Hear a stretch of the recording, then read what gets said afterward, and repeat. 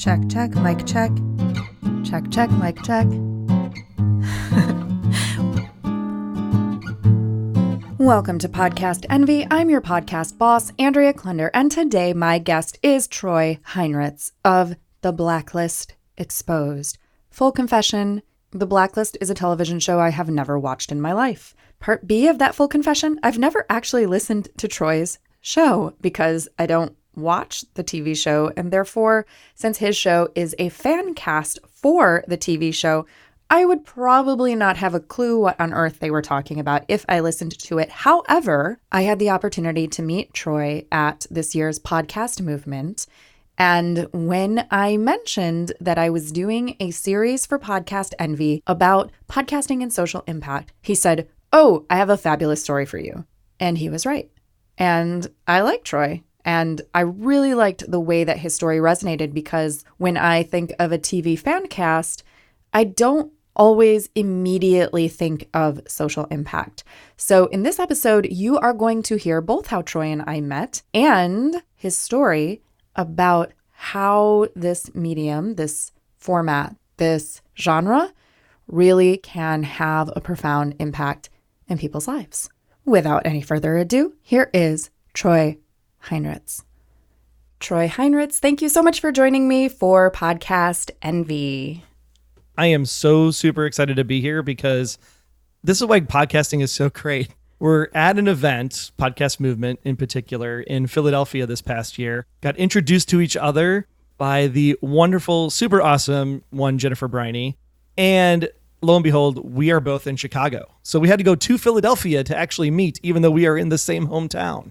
And then we had a friend in common who used to be in Chicago, who is now all the way in LA, who is Hannah DeBoer, who's been on this podcast before talking about podcasts. Well, we were calling it podcast therapy. So podcasts that you should listen to because she is podcast superfan number 1.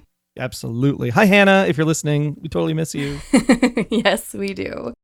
So, Troy, fill us in a little bit. Tell me, what is Golden Spiral Media? What does that have to do with you? And what shows are you involved in? Because you are like a super podcaster.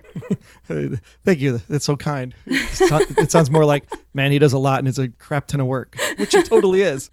We are Golden Spiral Media. We like to call ourselves Podcast by Geeks for Geeks. And what we actually started out with was back in circa 2010-ish. There was a cool TV show called Fringe that was on Fox, starring Joshua Jackson and one John Noble and Anna Torv, and Daryl Darnell and his buddy Clint were doing this fan podcast where they talk about the show after the fact and became like these super legends in the Fringe community. They called themselves the Bunsen Burners. And with that, kind of Golden Spiral Media was the play off of something in that show, which was called The Pattern, or to most general people would known as the Fibonacci sequence, where there are these like perfect spirals in nature where they just kind of spiral out from this, Fibonacci sequence if you do the math. And so that's kind of where we kind of put the two together with the Fringe podcast and The Pattern, Golden Spiral for the Golden Spiral Fibonacci sequence, hence Golden Spiral Media was the name, and we were off and running. And there was a small group of TV podcasters on a network called TV Talk, and Daryl was actually picked to be the producer of all of the shows on the TV Talk network. When the TV Talk network folded, sadly, within the first year, because we ran out of money, like most startups do, Daryl said, "Hey, you guys had one of the better shows in The Blacklist. Why don't you guys come on over to Golden Spiral Media and keep doing the show?" And we went, "Oh, that sounds great." And so we came along with our sister show Arrow Squad for all the Arrow fans out there on the CW. And that's where we kind of started this TV fan podcast network, which has now grown to over, I think, 30 shows at one time we had in total. It was crazy. Were you already a podcast listener at the time when you first got into making this show as a podcast? Huge listener. I started listening back in the days of Lost and absorb everything you possibly can, from the Cliff Ravenscraft Lost podcast to Wayne Henderson's Lost podcast to the Jay and Jack Lost podcast. Like, podcasting was just in my life because way back, I'm actually a broadcasting degreed radio person. I actually spent 6 years on air doing a little, Jim Croce coming up next on your Light FM. Your workplace at work, 37 degrees. and all that fun stuff. And we just had a blast doing that and ended up kind of moving for love instead of career to Chicago. So had to find a different job that wasn't in radio. And so this podcasting thing was kind of the radio itch, if you will, for me. I was kind of like finding that what's the one show that you can jump in on, because Lost was already going, Fringe was already owned by Daryl. And then it's like, well, what one show could I pick up on? And we were big Stephen King fans. So we said, hey, let's do Under the Dome on CBS. It's by Jack Bender. He's got Lost credentials. It's by Brian K. Vaughan. He's got Lost credentials. So combining all that together, this is going to be the powerhouse show for CBS. We're going to be in the forefront. We're going to be the best ones at this. And the show was terrible. I'm like, I don't think I ever even heard of it. It was so bad. The first season was good enough, but the second and third season was so bad that we were like, oh my gosh, what do we do now? Do we keep podcasting about the show because we hate the show and we don't want to watch the show? Or do we have a social responsibility to be a support group for all the other people that are still watching the show because for some reason they can't get rid of it too? And that's what we decided to do. We said, we're going to watch the show and just hate watch is the right word, but close to that. Let's just say we had fun doing the podcast to the point where one of our reviews was, the podcast is actually better than the show, and I love it. That's fabulous. Okay, for someone like me who I got into podcasting and I didn't even know that fan casts were a thing. What do fan casts do? Like, why would somebody listen to a fan cast? What is the culture or the purpose behind them? Or just take me a little deeper into this particular genre. Yeah, fan casts, I think, are what I would call the water cooler conversation replacement. You came into work and everybody watched Will and Grace the night before. Everybody watched The Office the night before, and you were talking about all this fun stuff. And then as we moved into the kind of what we call the Lost era in television in that 2005, 2006, and the internet's really starting to pick up and get some traction, and you hear about cloud computing and software as a service and concepts like this, it became less and less more of the, I had to watch it last night at the office because everybody was so fragmented in what they were doing. So it was about finding your people, finding your tribe, and just saying, okay, where can I find people that love Lost as much as I do, that either A, won't literally disown me as a friend on MySpace at the time because I talk too much about it, and where can I just figure out, like, am I on the same page in my thought process as other people? I have this theory, I just want to bounce it off somebody to see. Because if they agree with me, it increases my enjoyment of the show. And then if they agree with me, I also be like, hey, I want to talk to you next week. Can I talk to you next week? Sure, sounds great. And I think that was really the big thing that was eye-opening about podcasting, is that you can have a friend literally in New Zealand on the other side of the world that likes something that you like. And then you can start to build a relationship that when you meet in person for the first time, you just go, oh, it's just you. Rather than that whole anxiety and, oh my gosh, blind date kind of thing. And you're just like, oh, what are we going to do? And you're sweating, armpit stains and the whole thing. Like, they're just people. They're just fans. Just jump to a quick story. We went out to New York for being on the set of the Blacklist and met up with a bunch of people for dinner one night, just because we wanted to be like, hey, we're in town. If you're here, want to meet up, hang out, talk some Blacklist, sounds great. And sure enough, we went out to dinner. Don't go to people's houses. That's a little bit step too far, maybe. It's you get to meet them in person once or twice. But yeah, we absolutely went to dinner with a bunch of fans. It's totally fun. That's true. I think podcasting in general, you can quickly form these really intimate, unique bonds between the podcasters and the listeners, which seems odd because when you're recording your podcast, it's just you or you and your co-host or you and your guest, and you're just kind of, you know, in a room by yourself talking into microphones, and you don't really necessarily always know who's listening. But then a lot of times you meet those listeners and you meet those fans, and it's like you already have a shorthand with each other and you already have this natural rapport because of how long they've had you literally in their head. Except sometimes you ask them to talk faster because you listen at 2x speed in your podcast player. You're not one of those, are you? Sometimes. I think it was the first time I met Wayne Henderson, one of my co-hosts. We went to a Packer game and he was like, hello, Troy. And I was like, you sound weird. Why do you sound weird? Oh, because I listened to you in 2XP. That is so funny. I have never understood that. The first time I ever even discovered that there was a feature on your podcast player to do it at 1.5 or 2x or whatever, I was thinking, why does this even exist? I do not understand. And so I tried it out. I said, maybe this is a good way to listen to more podcasts because I'm definitely a podcast addict and I listen to a lot of shows and they do pile up, in my app, and then I get behind. And I was thinking, maybe this is the solution. And I think I tried listening to maybe 2 shows that way. And I said, nope, I cannot. It makes me feel crazy. So we're here to talk about the Blacklist Exposed. And specifically, we're talking about podcasting and social impact in this series. And when I first thought of this topic for this series, I was really thinking of podcasts that overall have a very specific social impact, mission-driven emphasis. Like, oh, it's a podcast about diversity or social change, or it's a podcast about politics, or it's a podcast about this or that. And when you were like, oh, I have the perfect story about this, it would have never occurred to me that a television fan cast would fit into my series on social impact. So I thought that this was so great. How do you define social impact when you hear that phrase? What does that mean to you?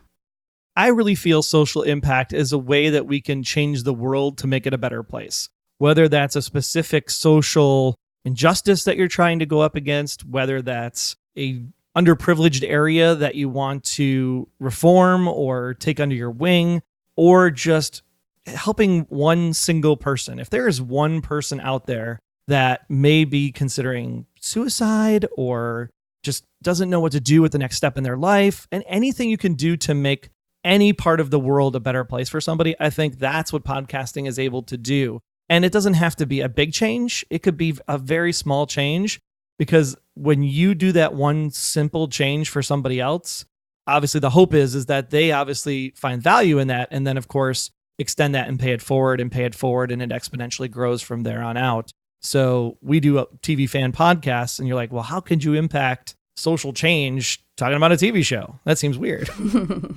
So how can you? Tell me the story that you had in mind.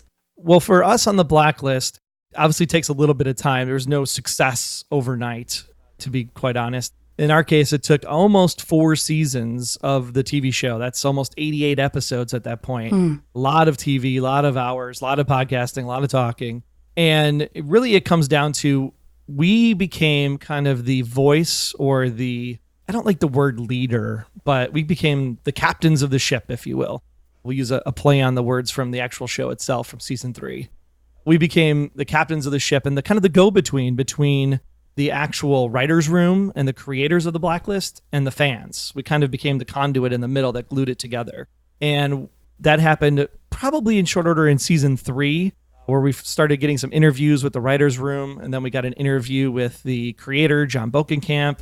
And after that, it led to some interviews with the actors. So we met Amir Arison and Hisham Tafweek, who play 2 of the kind of side characters on the show and have risen up to prominent status over the years because the audience has grown more attached to them. I hope that we were able to help with that in some way, because we talk about their characters a lot, because we love the side stories as much as we love the main leads. But the main leads obviously drive the show already. But it's the side characters that really flesh out the story, and we're very much on the story. And one of the lead characters, Megan Boone, she happened to be listening to Amir Arison's interview that we did because they're friends. And we were talking about the fact that people were super upset about us not discussing Megan Boone's pregnancy and how it would affect the show when we interviewed the creator. And we said, look, it's very simple, guys. Megan Boone is a human being. She's a person. So all we're going to say about Megan Boone's pregnancy is congratulations. We hope everything goes well and you have a wonderful time with your daughter or son whenever they're born. And when it comes to Liz Keene, the character on the TV show, when Liz Keene is pregnant, we will talk about it in that context, and just left it at that. Megan actually heard that interview, and she made it a point to come on our show. Like, she's the star of the show. She does like Jimmy Fallon and that kind of stuff, right? She's doing the normal press circuit, like on Today. She doesn't have to come on our podcast. We're nobody to her. But that impact for her about how people in media would actually look at her as a person and not a thing really resonated with her. And because of that, we had the opportunity to have a pretty in-depth discussion with her about what it is like for her in the business. This is her first big role, and how does that affect body image, and how do women look up to her, and how do females look up to her as she deals with this stuff? And at that point, her character pseudo dies in season 3. And they actually tried to make her play into that a little bit with her own personal social media accounts and just really make it look like she'd left the show because they didn't want to give away the fact that she is not really dead at the end of the season. And it's not a big spoiler because she's still on the show. You can see her pictures everywhere. But the big thing there was that we just had a really great conversation about her impact as a female working in Hollywood, raising a daughter. She doesn't need any special considerations and things of that nature. And we were able to get her story out there because of podcasting. That's one thing that we were able to do from that perspective, from the show's perspective. That opened up an opportunity for us to really catch the eyes of a lot of fans and really become like, oh, these guys are legit.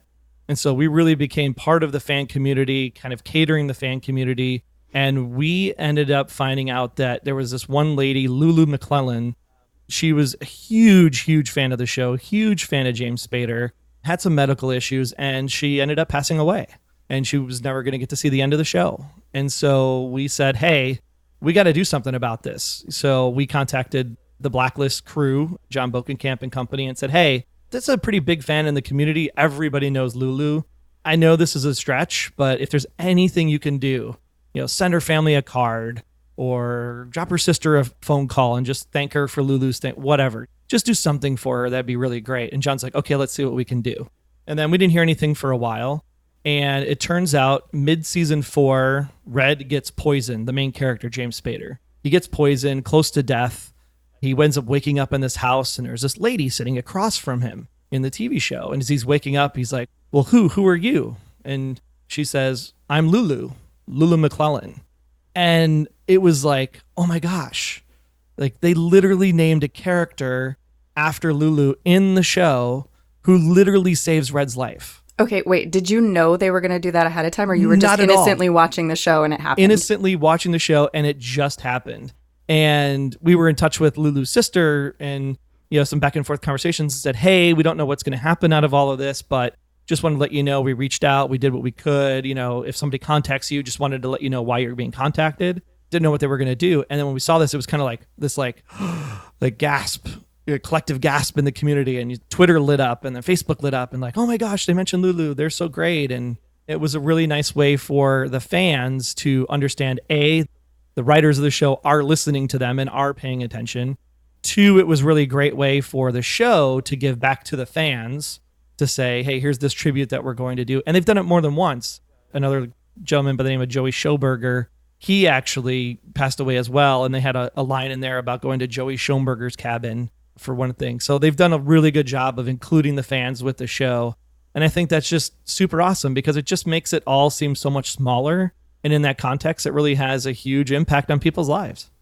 Yeah, I think it just shows you, the fan, you, the audience member, you matter. And I think when you're consuming entertainment media or entertainment live, like let's say you're the audience at a play or a musical or an opera or a concert, you can see that interaction between the performers and the audience in real time. But when it's a recorded media like a podcast or a TV show or a movie, there's a little bit of that disconnect, right? There's a wall between. I think Seth Godin, in terms of marketing media, he calls it synchronous and asynchronous interaction. Mm-hmm. And so a recorded entertainment medium is asynchronous, right? The performance and the receiving of that performance is not happening in real time. Correct. And that kind of bridges that psychological gap where you can kind of, it must be great for the creators of the show too, to have that feedback of how people are experiencing their work, like on an individual level, instead of like, oh, fans everywhere love your show. Right, because it seems like it's a throwaway line, like, everybody loves the Blacklist, you all should watch it. No, these people are like invested to the point where they connect to a point that's just unbelievable in a lot of ways. In this show in particular, it's very interesting. There's been this whole concept of what is the relationship between these two lead characters, Red Reddington and Elizabeth Keene, James Spader and Megan Boone. And some people think that maybe he's her father. Some people think that maybe they're lovers. Some people think that maybe Red is actually Liz's mother and she had to hide from the KGB, so she got a sex change to move into this male role so that she could still keep eyes on her daughter while hiding in plain sight, if you will.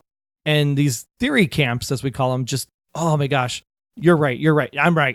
Rah, rah, rah, rah, rah. And it's like this battle online constantly. Even to this day, they still fight back and forth.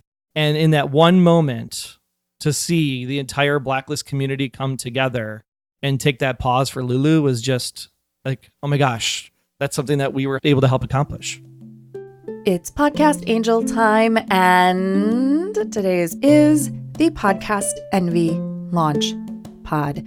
If you are listening to this soon after it releases, you still have a few days left to get the 411 on the first and last launch pod of 2018. What the heck is a launch pod? Well, if you have been listening to this show because you are thinking of launching a podcast, but you have not yet, and if you are thinking that the start of the new year, January 2019, is the right time to start your show, finally, at last, and you want some support, and you want some guidance, and you want to know that you're starting off strong, then the Launch Pod is for you. It is a group coaching program that also includes editing services for your first few episodes and customized feedback and coaching from me, your podcast boss. Who better to get it from?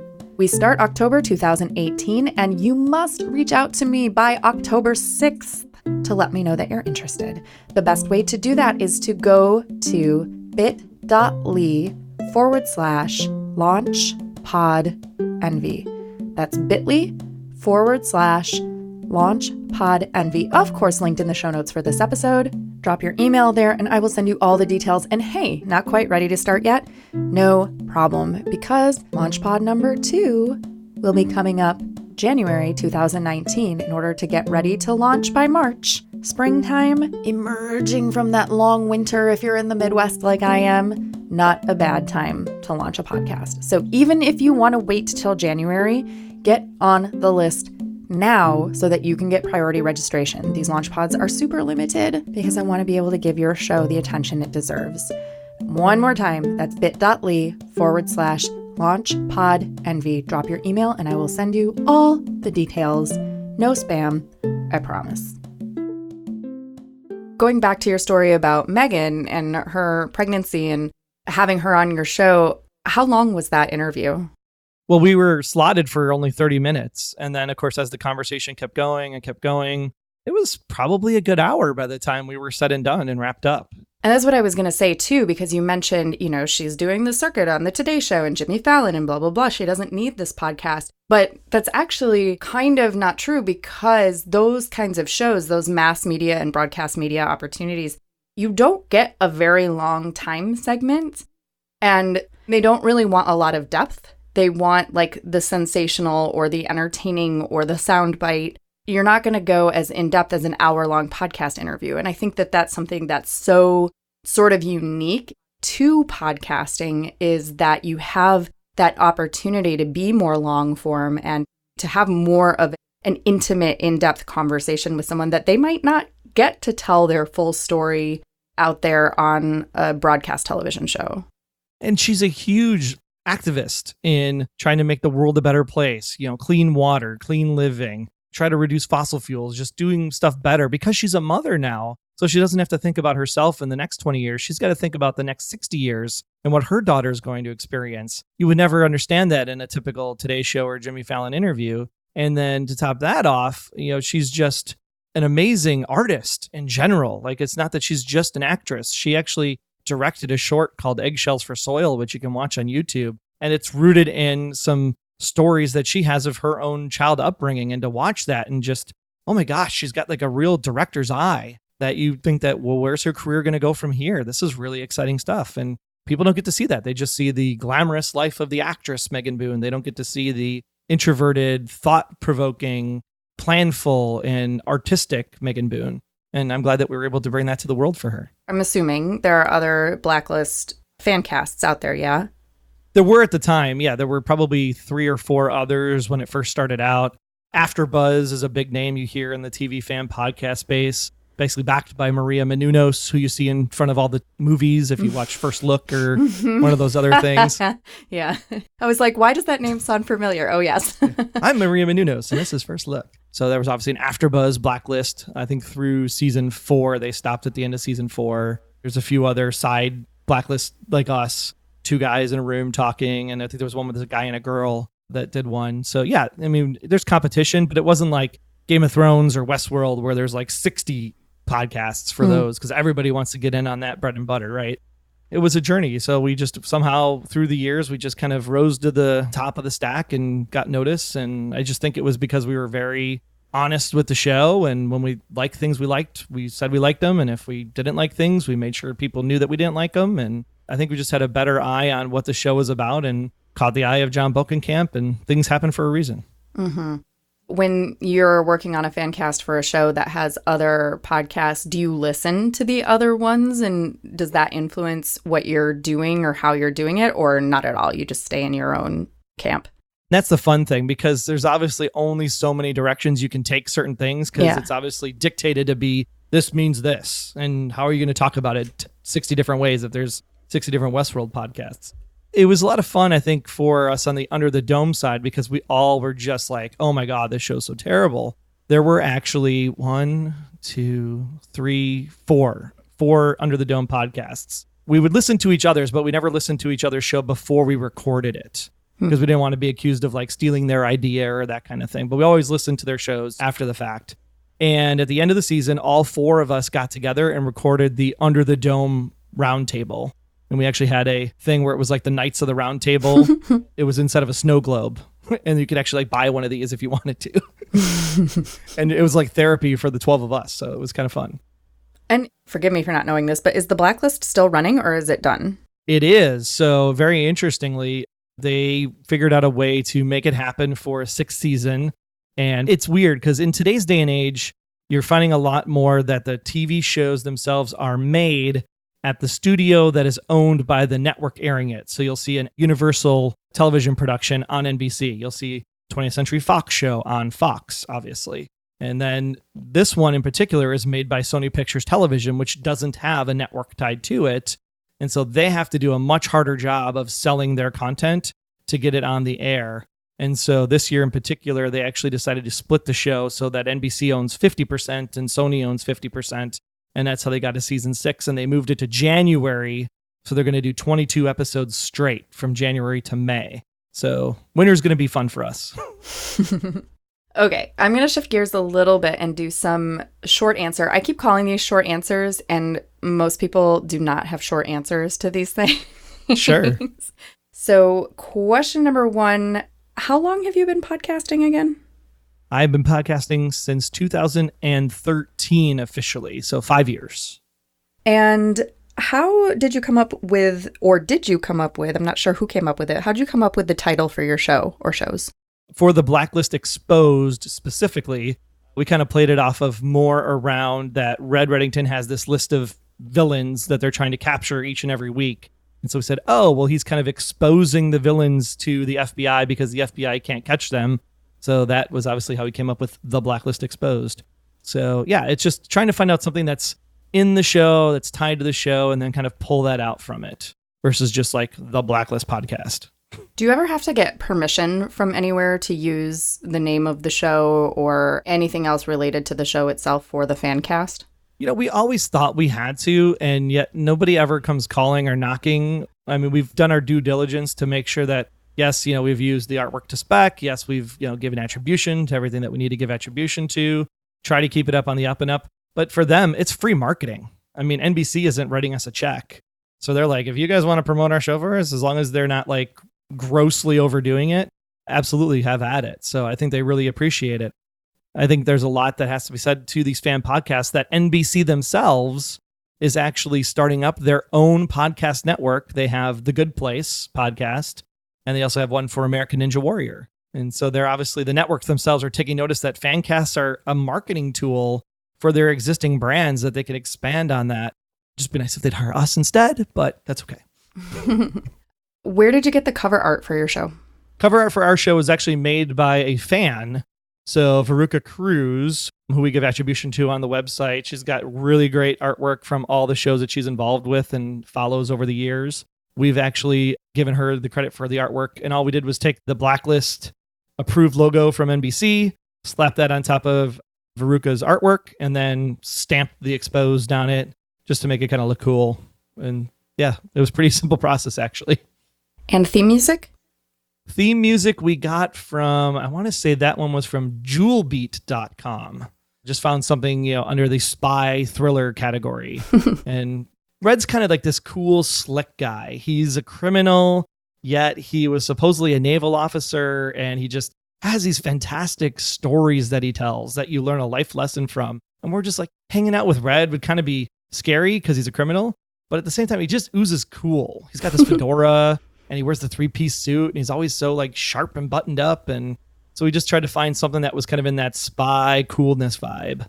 What would you say is your personal podcasting superpower? Oh my gosh. I would say connection.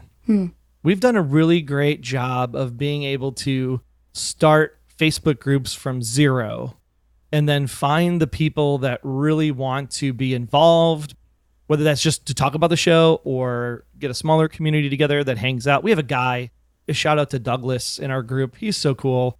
Every night we watched the Blacklist. It was on Thursday nights last fall. Douglas would actually post what he had for dinner before the show. And then it became like this side community of people sharing food recipes and things that they were making. So I just thought that was super cool. Like here we're just talking about Blacklist, and now we have like this whole different foods from all over the world that we can make in our own houses. That was totally fun. So yeah, I'd say connecting people and building community. Is there anything that you dislike about podcasting? Oh my gosh, yes. Doing like 4 shows at the same time in the same week. What's your turnaround time? So when you're doing a fan cast, the TV show airs, and then how long before you like have to get that episode out? Magician never reveals his secrets. No, just kidding.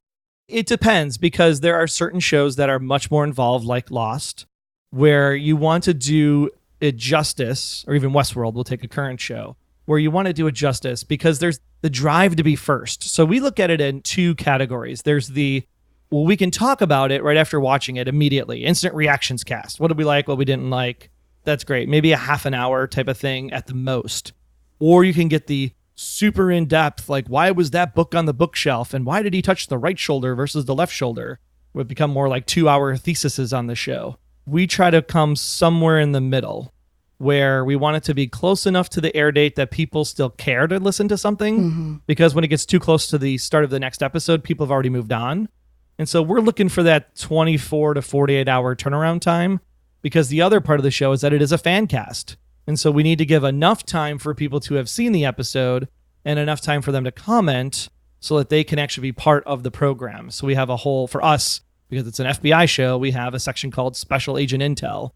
And then that's when all the fans get to give, well, here's my theory for the week, or here's what I think is going on. And we want to make sure we give enough time for them to get that stuff in, but usually 24 to 48 hours. What is your worst podcasting moment or your biggest podcasting fail? I don't know if I've had a failure yet. It's been like such a ride that every new opportunity, whether it's not something you expected to happen, it's still a learning opportunity and you get to grow from it, like super huge. We had an interview with a Packers player. We do a show for the Packers fan podcast going on 8 seasons now from 2 guys that don't live anywhere near Green Bay, Wisconsin. And I would say that was probably our first like big, it's kind of a bummer feeling about it, because he was on his cell phone that was going to die in a bar and he only had like 10 minutes. Oh my God.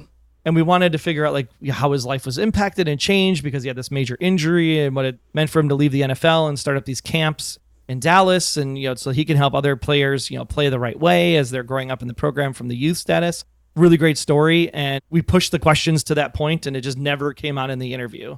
So I don't know if that was just an environment of his situation, or maybe we just weren't asking the questions the right way, but that would probably be the one where if I had to say like that was kind of a bummer, that would be the one. If you could look into your crystal ball and see the future of podcasting, what do you see coming? I think the biggest thing with podcasting is like, I love that everybody gets a voice. Every single person, if they get a microphone and they get a computer and they sign up for the School of Podcasting with Dave Jackson, or they sign up for Paradise with John Lee, whatever floats your boat, you obviously gravitate to the people that you feel are the most engaging with the way your style operates, right? Or if you just try to figure it out on your own. A lot of these people had to do it on their own in 2005 when podcasting first started. There's plenty of stuff out there that may lead you the wrong way, but there's a lot of good stuff out there as well that you can start up podcasting on your own. It's pretty simple to do, and I just love that fact. However, there does become a point where I think we have to understand if this is going to be the next medium, if it's truly going to be where television became and radio became at one point in time, a certain level of content quality, I think does have to start rising to the top, that you have to start weeding out the cruft or segmenting the cruft into certain categories, that things that aren't of a certain standard can still be put out there because there's still a voice and there's still an opinion for that. At the same time, there has to be a level of quality consistency if advertisers and other people want to come in to have the people that have a passion for this make some money so they can do it full time. Because I think that's really the struggle, is that we do it not because we want to make money, but because we want to connect with the audience and have the opportunities we have to interact with the cast. If we got paid for it, it'd be great, because then I wouldn't have to do the day job too. Right. You know? And it's because we love talking to people so much and engaging with people so much that we'd love to do this stuff full time so that we can do 4 podcasts in a week, because 4 in a week and a day job is a lot. Troy, what's your favorite way to connect with people on social media? Oh my gosh. I'm on everything. So I think it's harder for me to pick one because I don't feel like I should make people come to me. I should go to them. So I have accounts on everything except Snapchat, because Snapchat, I cannot figure out the interface. I feel like I've gotten to that point, sadly, in my life where I work for a tech company and I should be able to understand technology. My day job is technology. But that interface, I don't know, just perplexes me to no end. So I do not have Snapchat, but I have Instagram, I have Facebook, I have Twitter, email addresses. You can go to about.me/Troy Heinritz, and that gives you a list of all my shows. So yeah, I'd rather converse wherever it's easier for you to converse. Awesome. And we will fully link you up in the show notes for this episode of Podcast Envy, of course. The show notes are important. They are important. And since I have an audience of podcasters, I feel like they should definitely know how to find show notes. I would hope so. What's your best advice for a new podcaster and for a seasoned podcaster who maybe has hit that mid-career podcasting slump? New podcaster, I say, don't worry about cash. More and more people are like, how am I going to make money? If you got a passion and you got a topic and you want to just talk about something, just talk about something. Get your arms wet, figure it out first. I mean, we did Under the Dome Radio, we did Resurrection Revealed, we did TV Talk Revenge and TV Talk The Blacklist. That was like 4 shows there, and the Packers Fan Podcast, 5 shows, before we ever got to the level and status that we did with the Blacklist Exposed. So that's a lot of practice over the years to be able to have the knowledge and capability to interview people like a creator of a network television show, etc. And what was your advice for the more seasoned podcaster? Don't get frustrated and don't give up. I mean, you never know when something's going to happen. We mentioned the NBC podcasts that are starting up with The Good Place and American Ninja Warrior. We did a small fireside chat at Podcast Movement. It was a side room. People probably didn't even know where it was. We had about maybe 50 people in our session talking about how to build fan communities and lead fan communities. And the guy who is the director of the NBC Podcast Network happened to be in the room. Where that goes, I don't know. I've had a nice couple email conversations with him, but you just never know who's going to be in a moment at a particular time. So if you're feeling frustrated with your show that you've been doing for 5-6 years, if you feel like, oh my gosh, I don't want to start over from the beginning because it's a brand new show and I got to take this all the way from square one again when I'm not getting paid for it, I would just say, just keep at it, because there's a reason why you were brought onto this earth to be a podcaster. So don't let it frustrate you. Don't let it get you down. If you need to take a year off, take a year off. You know, it'll be fine. Come back stronger than ever and you'll be good to go. But just don't quit. Just don't quit. Troy, is there anything else that you want to share with our Podcast Envy listeners today before we say goodbye? Yes, we are in Chicago and we do podcasting in our houses. You don't need to go to some fancy, expensive studio or have a studio set up in your town to do podcasting. Just hang out in your pantry closet in your kitchen or your attic of your house or your basement or wherever, anywhere you can just get a microphone and a computer and a good friend. You can have an awesome conversation on a warm, sunny afternoon in Chicago. Podcast Envy is produced by your podcast boss, Andrea Klunder. That's me. The Podcast Envy theme music is by Valentin Sosnitsky, courtesy of the Free Sound Project at freesound.org, and our podcast Angel music is by Benjamin Mastropolito, also on freesound.org as Lemon Cream. All music is licensed under the Creative Commons. Our episodes are mixed by Edwin Ruiz. And hey, if you want your show to sound as good as ours, hire us. Put the magic audio mojo of the Creative Imposter Studios to work for you. Thanks so much for listening, and here's to making your podcast the envy of everyone else.